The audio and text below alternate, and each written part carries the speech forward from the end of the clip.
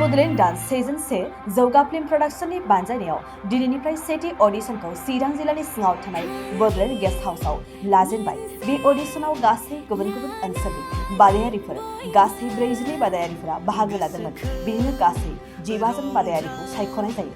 बे dance Bodoland dance गाहाय बिजिरगिरि महरै दंमोन डान्स बड'लेण्ड डान्सनि डाइरेक्टर मोगथांखर बसुमतारी, लोगो बिजिरगिरि फुकन नार्जारी, मददगिरि निर्मल निन्दु मोसाहारि, सानसुलि ब्रह्म बिथांमोनहा बड'लेण्ड बड'नि गेजेरजों बिथांमोना फोरमायहरदों दि गाबोन चिरां जिल्लानि मिउनिसिपेलिटि बर्ड वाइटिं हलाव फुंबिलिनि 10 रिंगानिफ्राय डान्स बड'लेण्ड डान्सनि नैथि अडिशनखौ लानाय जागोन होनना जोंनिसिम खौरां सफैदों।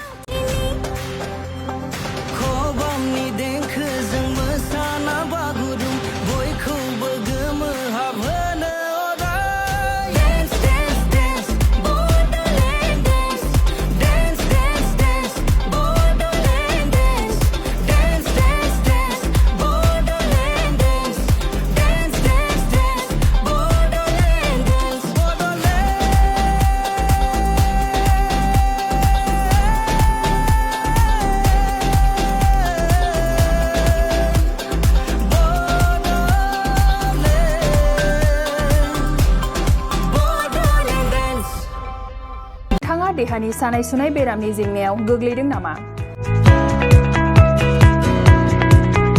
गावनि देहानि सानाय सुनाय बेरामखौ लानानै दुखुआव दं नामा?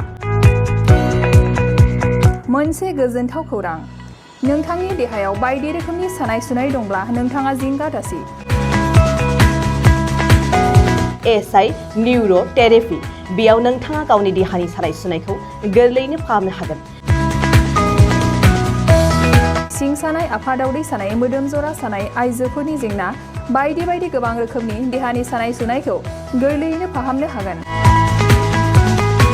एसआइ निउर' थेरेपिया चिरां जिल्लानि बेंटल गलानं 5 आव दं आरो बे एसआइ निउर' थेरेपियाव नोंथाङा गासै देहानि सानाय सुनायखौ गोरलैयैनो फाहामनो हागोन।